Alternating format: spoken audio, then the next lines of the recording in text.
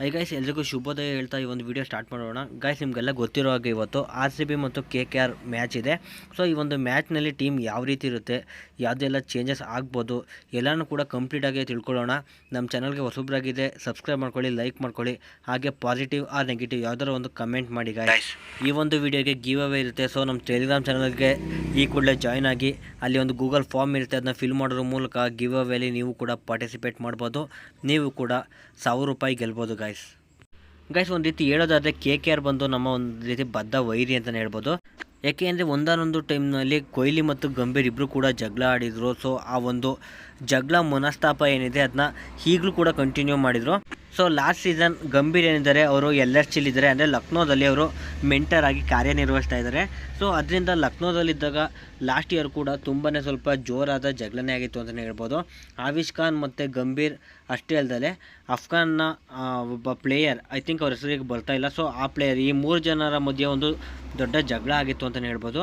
So ಈಗಲೂ ಕೂಡ ಏನಾದರೂ ಕೂಡ KKRಲಿ ಗಂಭೀರ್ ಇದ್ದಿದ್ದರೆ ಇವತ್ತಿನ ಮ್ಯಾಚು ಕೂಡ ತುಂಬಾ ಒಂದು ರೀತಿ ಸಖತ್ತಾಗಿರೋದು ಅಂತಲೇ ಹೇಳ್ಬೋದು. ಸೊ ಏನೇ ಅದು ನಮ್ಮ ಬೆಂಗಳೂರಿನ ಒಂದು ಪ್ಲೇಯಿಂಗ್ 11 ಯಾವ ರೀತಿ ಇರುತ್ತೆ ಅಂದರೆ, ಲಾಸ್ಟ್ ಮ್ಯಾಚ್ ಯಾವ ರೀತಿ ಇತ್ತು ಅಂದರೆ ಎಲ್ಲ ಪ್ಲೇಯರ್ಸ್ ಅವರೇ ಆಡ್ತಾರೆ, ಬಟ್ ಒಂದೇ ಒಂದು ಚೇಂಜಸ್ ಮಾಡೋ ಒಂದು ಸಾಧ್ಯತೆ ತುಂಬ ಇದೆ ಅಂತ ಅನ್ನಿಸ್ತಾ ಇದೆ. ಏಕೆಂದರೆ ಒಬ್ಬ ಸ್ಟ್ರಾಂಗ್ ಪ್ಲೇಯರ್ ಆಗಿರುವಂತಹ ವಿಲ್ಲಿ ಜಾಕ್ಸನ್ಗೆ ಚಾನ್ಸ್ ಕೊಡೋದು ತುಂಬ ಸಾಧ್ಯತೆ ಇದೆ ಅಂತಲೇ ಹೇಳ್ಬೋದು. ಏಕೆಂದರೆ ಇವರು ಕೂಡ ಒಳ್ಳೆ ಬ್ಯಾಟರ್ ಆಗಿದ್ದಾರೆ ಮತ್ತು ಇವರು ಒಂದು ಲಾಸ್ಟ್ ಫಿನಿಶಿಂಗ್ ಅಂತೂ ಚೆನ್ನಾಗೇ ಆಡ್ತಾರೆ ಅಂತಲೇ ಹೇಳ್ಬೋದು. ಸೊ ಅದರಿಂದ ಕ್ಯಾಮ್ರಾನ್ ಗ್ರೀನ್ ಬದಲು ಇವ್ರಿಗೆ ಕೊಡೋ ಚಾನ್ಸಸ್ ತುಂಬ ಇದೆ ಅಂತ ಹೇಳ್ತಾ ಇದ್ದಾರೆ. ಸೊ ಇದು ಬಿಟ್ಟರೆ ಇನ್ನೆಲ್ಲ ಪ್ಲೇಯರ್ಸು ಲಾಸ್ಟ್ ಮ್ಯಾಚ್ ಯಾವ ರೀತಿ ಇತ್ತು ಪ್ಲೇಯಿಂಗ್ 11 ಆ ರೀತಿಯೇ ಇರುತ್ತೆ 100% ಅಂತಲೇ ಹೇಳ್ಬೋದು.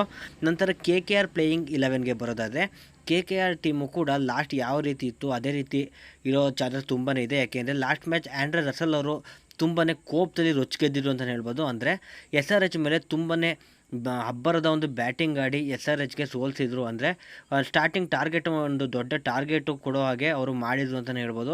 ಅವರ ಒಂದು ಬ್ಯಾಟಿಂಗ್ ನೋಡಿ SRH ಆಗಿರ್ಬೋದು, ಎಲ್ಲ IPL ಒಂದು ಪ್ರೇಮಿಗಳು ಯಾರಿದ್ದಾರೆ ಎಲ್ಲರೂ ಕೂಡ ಒಂದು ಶಾಕ್ ಆಗಿರು ಅಂತಲೇ ಹೇಳ್ಬೋದು.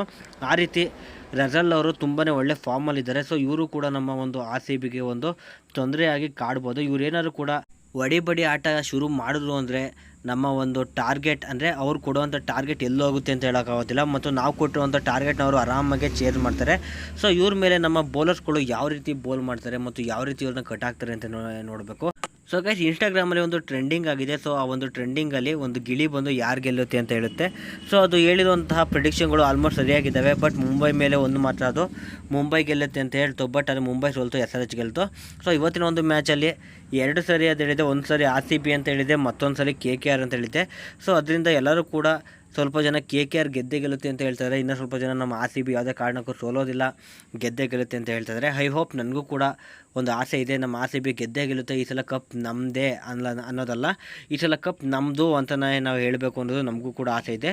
ಸೊ ನಮ್ಮ ಆಸೆಗಳನ್ನ, ಅಂದರೆ ಅಭಿಮಾನಿಗಳ ಆಸೆಗಳನ್ನ ಇವರು ಪೂರೈಸ್ತಾರೆ ಅಂತ ಅಂದ್ಕೊಂಡಿದ್ವಿ, ಬಟ್ ಏನಾಗುತ್ತೆ ಏನು ಅಂತ ಲಾಸ್ಟ್ವರೆಗೂ ಕಾಯಲೇಬೇಕು ಗೈಸ್. ಓಕೆ ಗೈಸ್, ಇದೇ ರೀತಿ ನಮ್ಮ ಚಾನಲ್ ಸಬ್ಸ್ಕ್ರೈಬ್ ಮಾಡಿಕೊಂಡು ವೀಡಿಯೋಸ್ಗಳು ನೋಡ್ತಾಯಿರಿ. ಓಕೆ ಫ್ರೆಂಡ್ಸ್, ಬಾಯ್.